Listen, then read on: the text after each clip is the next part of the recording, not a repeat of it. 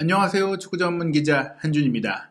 2022 카타르 월드컵을 앞두고 진행될 마지막 프리미어리그 일정 2022-2023 시즌 16라운드 토트넘 허스퍼가 리즈 유나이티드를 상대로 극적인 4대3 역전승을 거뒀습니다. 쉽지 않은 경기였습니다. 계속해서 선제골을 내줬고 계속해서 끌려가는 상황이 되면서 토트넘이 또 지는구나. 콘테 감독 부임 후 첫 공식전 3연패까지 걱정을 했었는데요. 이날 토트넘 호스퍼 스타디움에 찾아온 반가운 얼굴, 안아골절 수술에서 회복해 밝은 모습으로 동료들을 응원한 손흥민 선수의 기운 덕분이었을까요?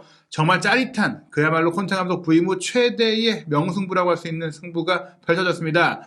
토트넘이 월드컵 휴식기 전에 목표로 했던 리그 4위를 자력으로 지키면서 마쳤던 리즈와의 경기 지금부터 총정리해드리겠습니다. 2022-2023 시즌 프리미어리그 16라운드 일정이었습니다. 토트넘이 리즈 유나이티드에 4대3으로 이겼는데요. 전반 10분에 선제골을 내주고 끌려가다가 전반 25분에 해리케인 선수가 동점골을 넣었거든요. 하지만 전반전이 끝나기 전 43분에 후드리구에게 다시 한번 리드를 뺏겼어요. 2대1로 끌려간 채 후반전을 시작했는데 후반 6분에 벤 데이비스가 또 한 번 동점골로 2대1을 만들었거든요. 하지만 후반 31분에 후드리구가 또 한 골을 기록하면서 3대2가 됐고 남은 시간이 얼마 없는 데다가 선수들의 체력도 힘들었기 때문에 토트넘이 홈에서 결국에는 지는구나 이런 우려를 했는데 후반 36분에 벤탄쿠르의 3대3 동점골이 나왔고 그리고 나서 2분 만에 벤탄쿠르가 또 한 골을 기록하며 4대3을 만들었습니다. 그리고 이 결정적인 역전 결승골을 쿨루셉스키 선수가 본인의 개인 능력을 통해 만들어내면서 지금까지 토트넘이 어려웠던 것, 지난 시즌 후반기에 보여줬던 화려한 축구를 보이지 못했던 것이 쿨루셉스키가 없었기 때문이다 라는 것을 좀 확인할 수 있는 그런 내용들이 펼쳐졌는데요. 이날 경기 말씀드린 대로 손흥민 선수가 찾아와서 좋은 기운을 불어넣은 것도 이익을 담당하지 않았을까 싶습니다. 경기 시작할 때 손흥민 선수가 사복을 입고 또 안경을 썼는데 눈 부위에 수술을 해서 좀 부은 모습이 있다 보니까 가리려고 안경을 쓴 것 같았어요. 그래도 밝은 모습으로 또 스태프들과 선수들과 환하게 웃으면서 얘기를 나누는 모습을 봤을 때는 월드컵 출전에 대한 걱정이 없겠구나. 보통 월드컵 출전이 우려될 정도로 몸 상태가 안 좋다면 이런 밝은 모습이 나오기 어렵거든요. 게다가 이제 눈으로 보기에도 많이 회복된 모습, 붓기가 많이 빠진 모습이다 보니까 손흥민 선수가 직접 밝힌 대로 마스크를 착용하고 경기를 한다면 충분히 우루과이와의 첫 경기부터는 뛸 수 있을 정도의 회복세가 아니냐. 안아골절상을 당했을 때 붓기라든지 또 멍이라든지 이런 정도들이 심했던 선수들이 많이 있는데 현재 손흥민 선수의 상태를 눈으로 봤을 때는 의학적으로 전문가는 아니지만 본인의 표정과 행동이나 많은 면에 있어서 충분히 몸 상태가 괜찮다. 분명히 월드컵 우려될 정도라면 이렇게 공개석상에 나오기도 어렵고 활발하게 움직이기가 어렵고 이런 표정이 나오기 어렵거든요. 분명히 우리에겐 큰 희망을 줄 수 있는 그런 모습이었다고 볼 수 있겠고요.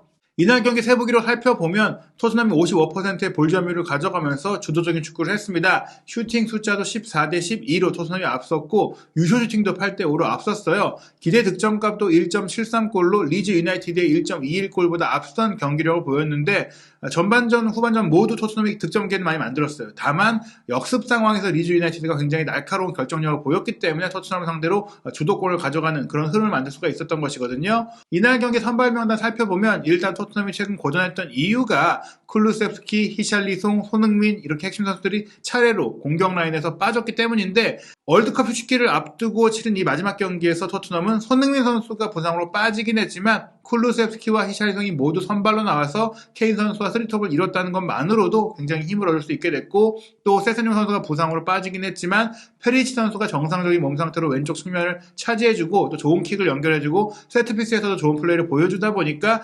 지금까지의 플레이보다는 그 어느 때보다 공격적으로 좋은 모습을 보였습니다. 토트넘이 3-4-3 포메이션을 가동했고 리즈 유나이티드는 4-2-3-1 포메이션으로 나섰는데요. 호드리구를 최전방을 두고 쉬머빌 선수가 왼쪽 측면 공격수, 이탈리아 공격수인 룡토가 오른쪽, 그리고 미국 대표인 아론슨이 2선에 배치됐고 로카 아담스가 빌드업을 담당하는 4-2-3-1 포메이션이었어요. 포백 라인이 오버래핑을 자제하면서 수비를 뒤로 밀렸다가 롱볼을 때려놓고 또 전방 압박 이후 빠르게 쇼트 카운터를 때리는 그런 형태로 경기를 했던 리즈인데요. 전반 초반에 이런 리즈의 전방 압박이 강하게 펼쳐지니까 토트넘이 최근에 아쉬웠던 모습들 빌드업 슛으로 보였습니다. 벤 데이비스가 호이비에르가 넘겨줬을 때 강한 중앙 공격수들의 압박이 들어오니까 다이어에게 패스를 내줬거든요. 다이어가 로리스에게 백패스 준다는 것이 부정확하게 이어지면서 로리스가 헤더로 간신히 걷어내야 되는 그런 위협적인 위기 상황이 나오기도 했었습니다. 그리고 전반 9분 만에 선제골을 내줬는데요.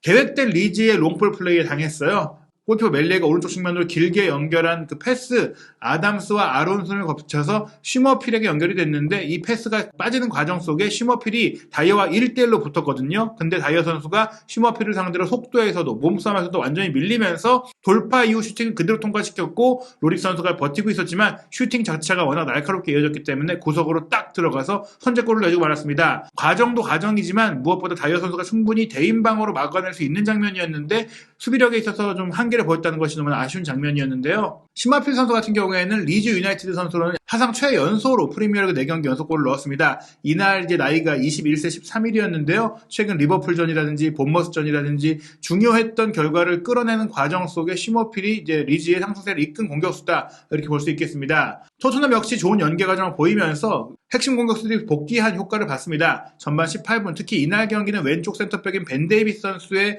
빌드업이라든지 공격 침투 플레이가 좋았는데요. 벤 데이비스에서 시작돼서 페리시치를 거쳐서 쿨루셉스키, 다시 벤 데이비스, 히샬리송을 거쳐서 벤 데이비스가 문전 왼쪽까지 침투하는 과감한 오버래핑이 이어졌고 여기서 내준 컷백을 로얄 선수가 잘 침투해 들어왔어요. 잘 따라 들어와서 공격 영역을 점유해줬는데 케인 선수가 수비를 끌고 나온 그 공간을 잘 차지해줬는데 가볍게 골대 안으로 차기만 하면 되는 슈팅을 로얄 선수가 하늘로 날리는 홈런을 때리면서 결정적인 기회를 놓치고 말았습니다. 로얄 선수가 부지런하게 움직여주고 생각보다 위치 선정이 좋은 선수인데 기술적으로 투박한 것이 단점으로 드러나는 상황이었습니다.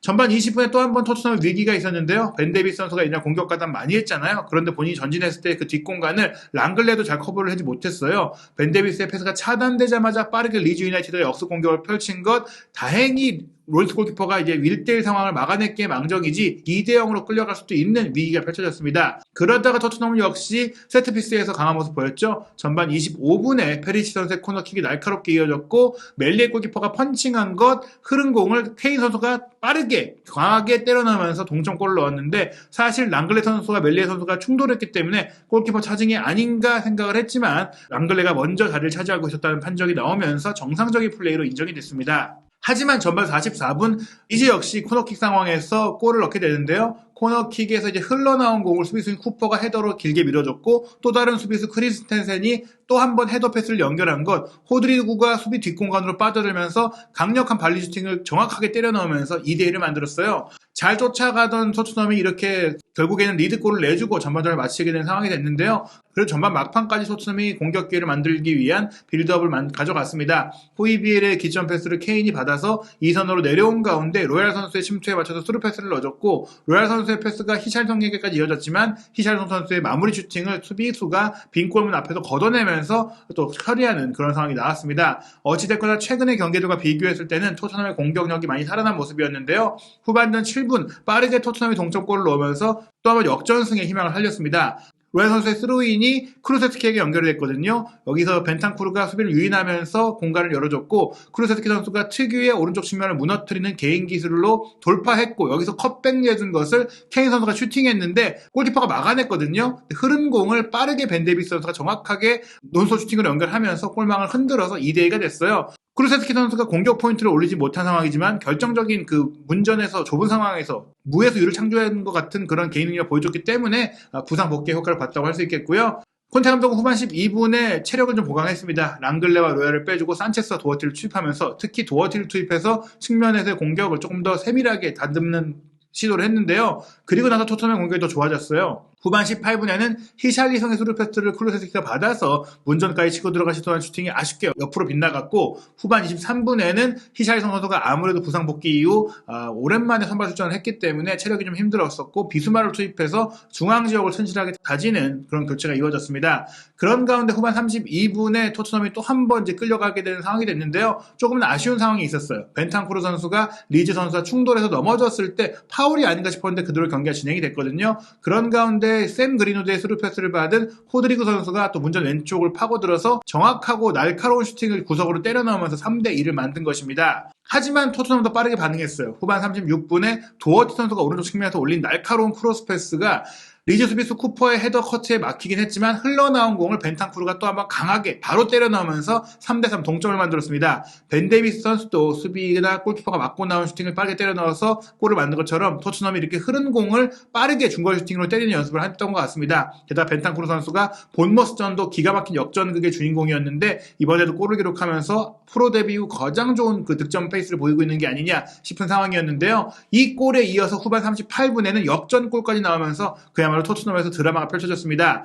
교체로 들어온 산체스 선수가 오랜만에 본인의 이제 빌드업 능력, 패스 능력을 보여주면서 쭉 전방으로 뽑아준 공, 케인이 받아서 쿠루세스키가 뒤로 돌아갈 때 이 동선에 맞춰서 스루 패스 잘 내줬고요. 쿠루세스키 선수가 리즈 수비를 마지막까지 무너뜨리고 골키퍼까지 속이면서 컷백 내준 것 벤탄쿠르가 가볍게 논스톱 슈팅 밀어 넣었는데 수비수가 따라와서 막으려고 했지만 가랑이 사이로 빠졌습니다. 토트넘이 이 골로 4대3을 만들면서 결국에는 승기를 확실히 잡았어요. 토트넘은 그 이후에도 이제 안정적으로 경기를 운영했습니다. 오히려 마음이 급해진 리즈 유나이티드는 아담스 선수가 비수마가 이제 역습으로 나간 상태에서 무리한 파울로 이제 넘어뜨렸는데 이미 경고한장이 있었거든요. 경고 두 번째를 받고 퇴장까지 당해서 수적 열세가 됐기 때문에 동점골을 만들기 위한 동력을 잃었습니다. 후반 44분 토트넘은 쿠루세스키 선수를 기립박수를 받게 하면서 교체해줬고 루카스 모우라를 투입했고요. 손흥민 선수도 이 동료인 쿠루세스키의 활약에 박수를 치는 모습이 포착이 됐습니다.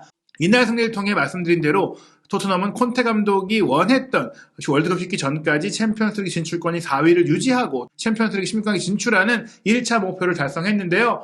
월드컵 식기 이후 토트넘의 일정 12월 26일 저녁 9시 30분 브렌트포드와의 원정 경기로 17라운드 치르게 됩니다. 그런데 이 브렌트포드가 토트넘이 리즈를 이긴 그날 맨체스터 시티를 상대로 이제 승리를 거두면서 굉장히 또 날카로운 모습 보였잖아요. 흥미로운 경기가 될 것으로 예상이 됩니다.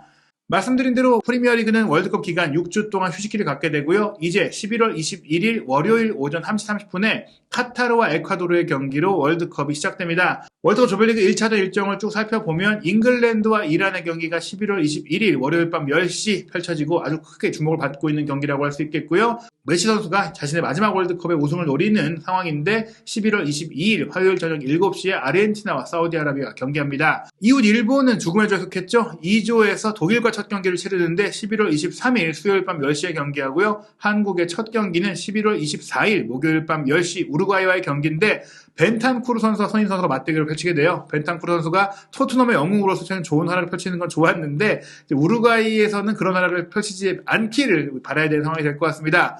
손흥민 선수 말씀드린 대로 이번 리즈와의 경기 밝은 모습, 괜찮은 모습으로 돌아왔기 때문에 월드컵 대표팀에서도 좋은 모습으로 첫 경기 뛸 것으로 예상이 되는데요. 현재 알려진 바에 따르면 대표팀 11월 14일에 카타르 도하에 있는 베이스 캠프로 이동하게 되는데 손흥민 선수는 토트넘에서 조금 남아서 마지막 처치를 받고 11월 16일에 대표팀 훈련에 합류한다고 합니다. 충분히 우루과이와의 경기까지 준비할 수 있는 시간이 있기 때문에 손흥민 선수 문제없이 월드컵 소화할 것으로 예상이 되고요. 추가적인 새로운 소식이 나오는 대로 전해드리도록 하겠습니다. 2022 카타르 월드컵 소식도 한준TV와 함께 확인하시기 바랍니다.